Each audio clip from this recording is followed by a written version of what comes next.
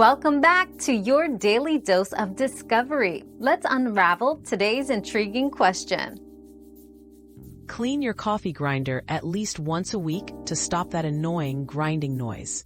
Coffee oils and fine grounds build up inside, making the blades grind louder and less smoothly.